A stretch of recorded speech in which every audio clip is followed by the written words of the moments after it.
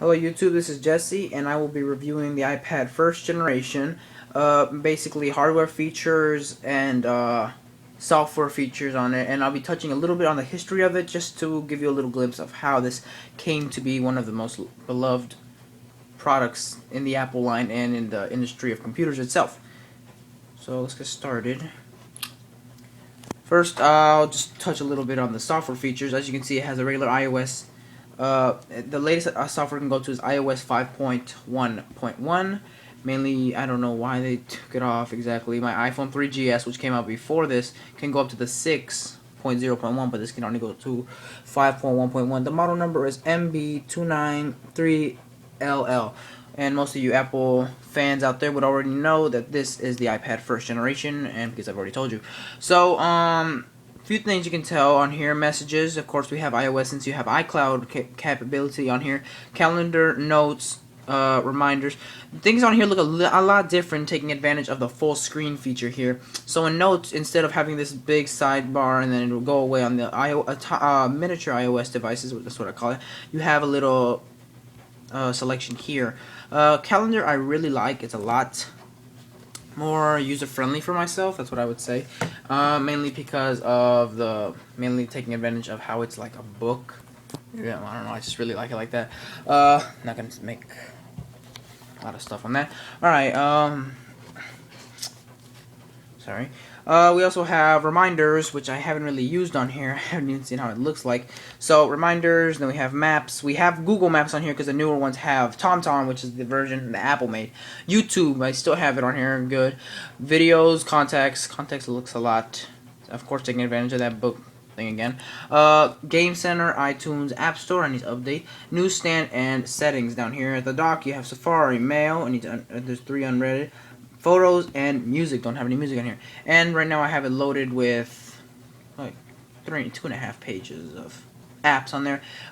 Basically, also the model number also tells you that this is a 32 gigabyte, which capacity is 28.5 gigabytes, and with all the 51 applications, 312 photos, it basically only took off like 5 gigabytes of it, which is a lot better than the iOS devices. Because if you just make this one video I'm making, will take up most of the room on my iPod.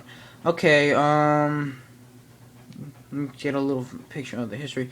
An app that I recommend for everyone that basically loves Apple and wants to know anything about any product Apple made except mainly iTunes and a few other stuff like that. I call it, I don't call it, it's called Mac Tracker. It's an amazing app. I've used it for a long time now, and it's really helpful to find out stuff about all the generations of Apple. I'll just tell you a little bit about it. You have classic Macintosh notebooks, servers, devices, and we'll talk about the iPad. And this is mainly where I get my information from. So as you can see, iPad, well, you can't see, it was introduced in January 2010, discontinued in March 2011. Software on it tells me you can go to the latest release of iOS 6 iOS, but this app hasn't been updated in a while, so yeah, not exactly accurate. Not connections. History. I'm not gonna read everything about this, but mainly the history of this is that the first Envision tablet basically was the, what was it called? The Newton. Yeah, until Steve Jobs returned back in 1997, he discontinued the Newton mainly because he wanted to work on a much newer thing. He then came out with a Think Different ad, then the silver Apple logo. A lot of things happened on that in that year and the next year. And then the iMac came out and the iPod and so on and so on. Now we have the iPad. So that's how it started. So they made a prototype of this iPad. Which maybe I can show it to you now. I can show it to you later. They made a prototype of this, and before they decided to put it in storage because they wanted to work on the iPhone. Steve Jobs really wanted the iPhone, so that prototype.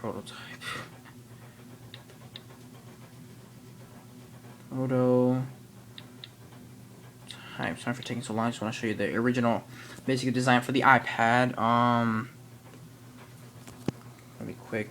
But before the iPad, the original iPad that would have came out looks almost exactly like an iBook. So I'll show you this and I'll show you my iBook, how it looks like. But of course it's still a tablet and everything. So this is basically the iPad we have now, and that's how it looked like. And let me show you the top of my iBook. So here's the top of my iBook, and there's the top of that one. Pretty similar. Here's the screen for this one. The funny thing about this tablet is that it did not have a home button. You can see that.